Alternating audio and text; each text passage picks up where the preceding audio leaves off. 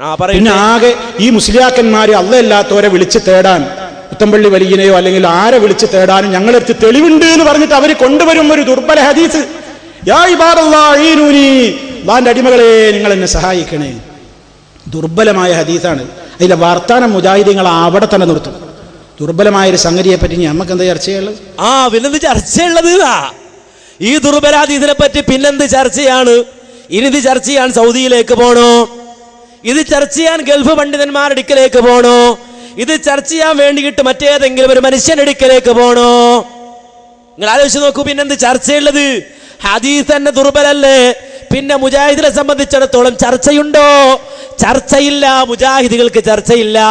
മുജാഹിദുകളിൽ അല്ലാത്ത വല്ലവരും ഉണ്ടെങ്കിൽ അവർ ഒരു വിഷയം ചർച്ച ചെയ്തേക്കും. കാരണം അവർക്ക് സ്ഥാപിക്കേണ്ടതുണ്ട്. പുത്തമ്പള്ളി വലിയനെ വിളിച്ചാൽ ശിർക്കല്ല എന്ന് സ്ഥാപിക്കേണ്ടതുണ്ട്. മുനമ്പത്തെ ബീവി വിളിച്ചാൽ ശിർക്കല്ല എന്ന് പറയേണ്ടതുണ്ട്. അതുകൊണ്ട് അവർക്ക് ചർച്ച ചെയ്യേണ്ടതുണ്ട്. മുജാഹിദുകൾക്ക് ചർച്ച വേണ്ട. കാരണം അത് ദുർബലമാണ്, അത് വാറോലയാണ്, അത് അസ്വീകാര്യമാണ്. ആ വിഷയത്തിൽ ചർച്ചയില്ലേ ഇല്ല. മുജാഹിദുകൾക്ക് ചർച്ചയില്ല. ഈ വിഷയത്തിൽ ദുർബലമായ ഹദീസാണ്, അത് ഇനിയും ചർച്ചക്കെടുക്കണം എന്നല്ല ഈ ഉള്ളവൻ പറഞ്ഞത്. ചിലരൊക്കെ അങ്ങനെ തെറ്റിദ്ധരിപ്പിക്കുന്നുണ്ട്. പണ്ട് ദുർബലമാണ്, ചർച്ച വേണ്ടെന്ന് പറഞ്ഞു, ഇപ്പൊ ചർച്ച വേണമെന്ന് പറഞ്ഞു. ഞാൻ അന്നും ഇന്നും പറയുന്നു, അത് ദുർബലം തന്നെ. മുൻഗാമികൾ കൊടുത്ത മറുപടിക്കപ്പുറമുള്ള ഒരു വ്യാഖ്യാനത്തിലേക്ക് പോകണ്ട, ചർച്ച വേണ്ട. ഇനി അതല്ല, ആ വ്യാഖ്യാനത്തിൽ അപകടമുണ്ടെന്ന് പറഞ്ഞുകൊണ്ടാണല്ലോ ഈ ശിർക്കാരോപണം വരുന്നത്.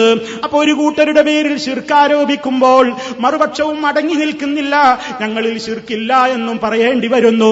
അപ്പോൾ പിന്നെയും പ്രശ്നമാകുന്നത് മുൻനിർത്തിക്കൊണ്ടാണ് ഈ ഉള്ളവൻ സംസാരിച്ചത്.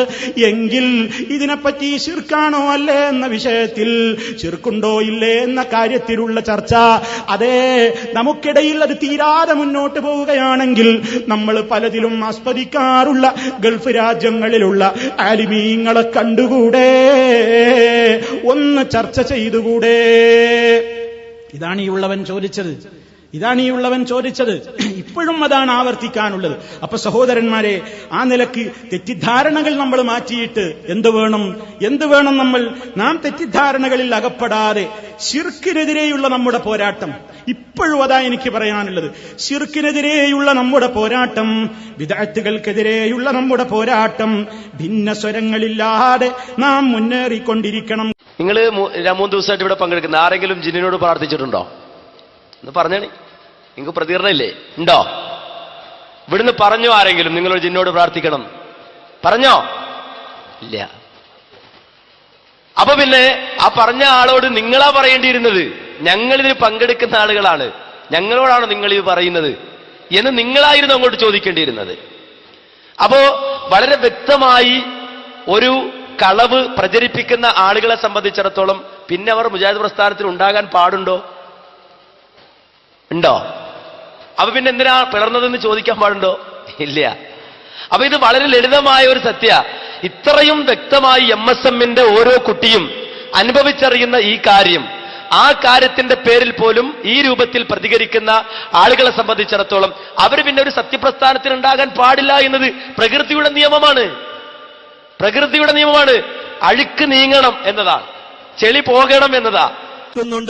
എന്റെ കയ്യിൽ ഈ കാണുന്നത്, ഞാൻ ഈ ഉയർത്തിപ്പിടിച്ചിരിക്കുന്നത് സൗദി അറേബ്യയിലെ മതകാര്യ മന്ത്രാലയത്തിൽ നിന്ന് അതിന്റെ ലെറ്റർ ഹെഡിൽ വന്നിട്ടുള്ള ഒരു കത്താണ് ഞാൻ ഉയർത്തിപ്പിടിച്ചിട്ടുള്ളത്. ഇത് ഞാൻ വായിച്ചുകൊണ്ട് നിങ്ങളെ കേൾപ്പിക്കാം. അത് ഏതെങ്കിലും ഒരു രാജ്യത്തുള്ളവർ ചെയ്യുന്നുണ്ടോ, ചെയ്യുന്നില്ലേ? അവർ അംഗീകരിക്കുന്നുണ്ടോ, അംഗീകരിക്കുന്നില്ലേ? അവർ അംഗീകരിക്കുന്നുണ്ടോ, അംഗീകരിക്കുന്നില്ലേ? അവർക്ക് ഇഷ്ടമാണോ, ഇഷ്ടമല്ലേ എന്നത് ഒരു കാലത്തും മുജാഹിദ് പ്രസ്ഥാനം നോക്കിയിട്ടില്ല എന്നതാണ് വസ്തുത. വല്ലാഹു യഹ്ഫദുകും വയർആകും. വസ്സലാമു അലൈക്കും വറഹ്മത്തുള്ളാഹി വബറകാതുഹു. كتبه عبد الرحمن بن محي الدين. كتبه عبد الرحمن بن محي الدين. عبد الرحمن بن محي الدين. ഇനി നിങ്ങൾ പറയൂ,